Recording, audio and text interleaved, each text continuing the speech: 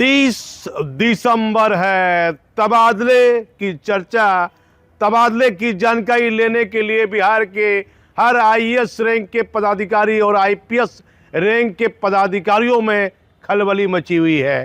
किनको कहां तैनाती की जाएगी?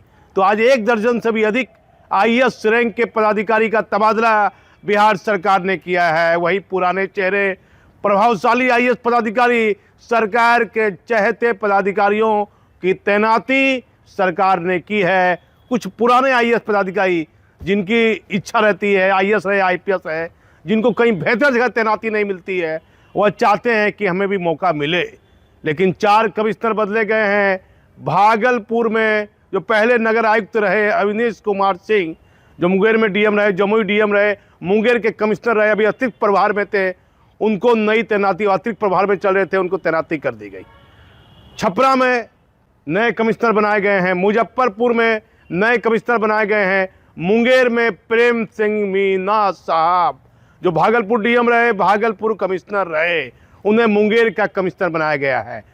4 नए कमिश्नर की तैनाती सरकार ने की है और कुछ अलग अलग आईएएस पदाधिकारी को नई जिम्मेदारी दी गई है, 1 दर्जन से भी अधिक।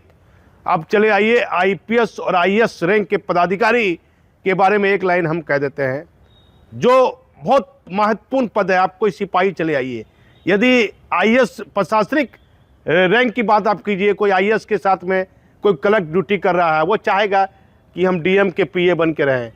तो हर सिपाही से लेकर क्लर्क का काम करने वाला हर पदाधिकारी चाहता है कि रिटायरमेंट से पहले कुछ महत्वपूर्ण पद, बेहतर पद पर काम करने का मौका मिले।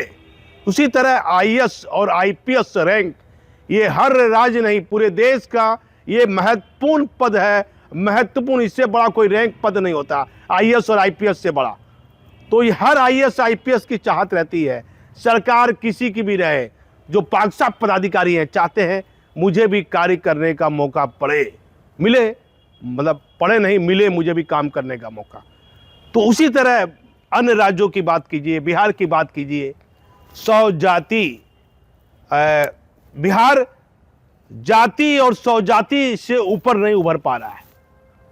ये चर्चा नीतीश कुमार के सुशासन में होती रहती है और ये सच है, लेकिन नीतीश कुमार जी लगातार ये चर्चा है कि वह अस्वस्थ चल रहे हैं।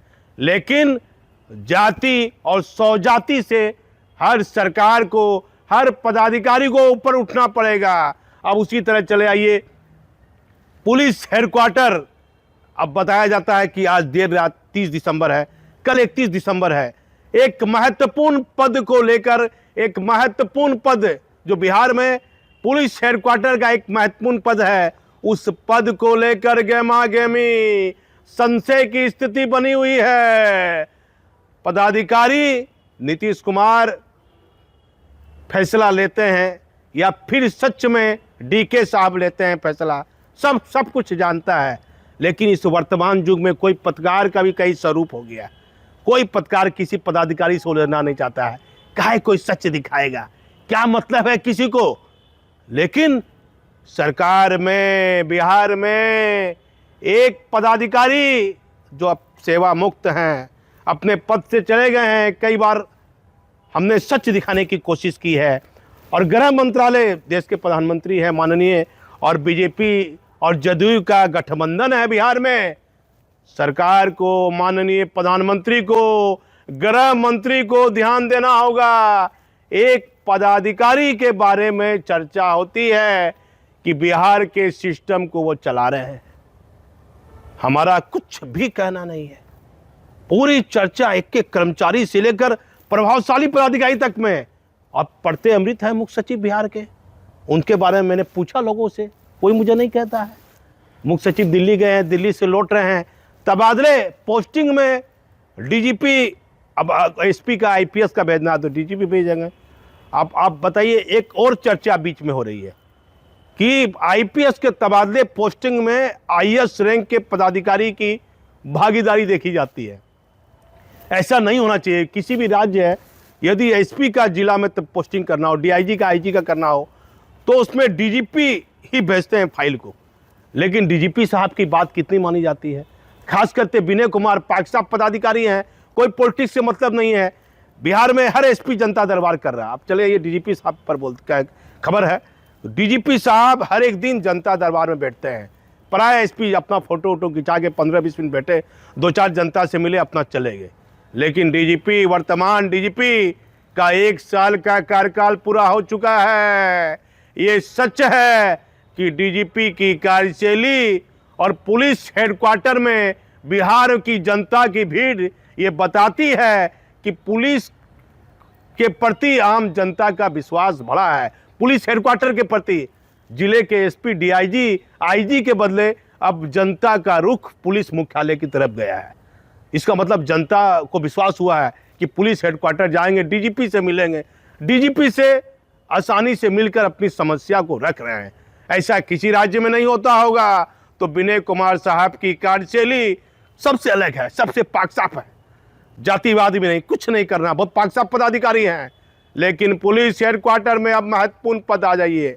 एडीजी हेडक्वार्टर किसे बनाया जाएगा, या वहीं कुंदन किशन साहब को अपडेट कर दिया जाएगा?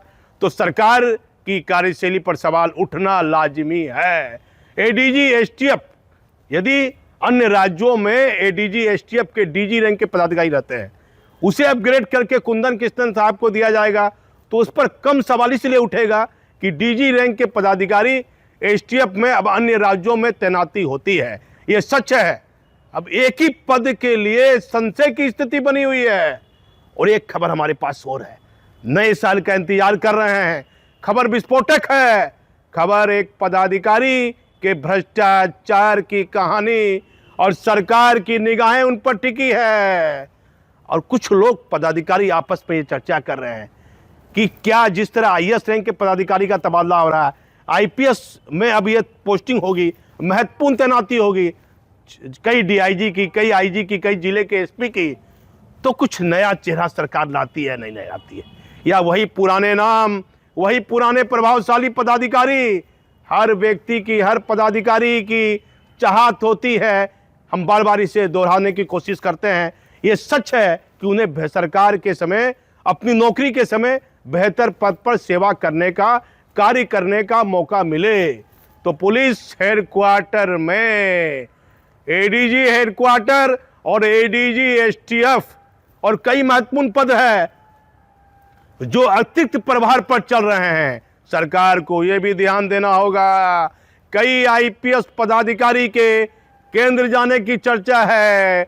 आईजी हेडक्वार्टर विनय कुमार कहता है उनको एनएससी मिलने वाली है, किसी समय मिल जाएगी, उसकी तरह चर्चा है। 2002 बैच के आईपीएस पदाधिकारी हैं, चुरू जिला के, राजस्थान के चुरू जिला के हैं राकेश राठी साहब, उनकी भी एनएससी हो जाएगी, वो भी चले जाएंगे।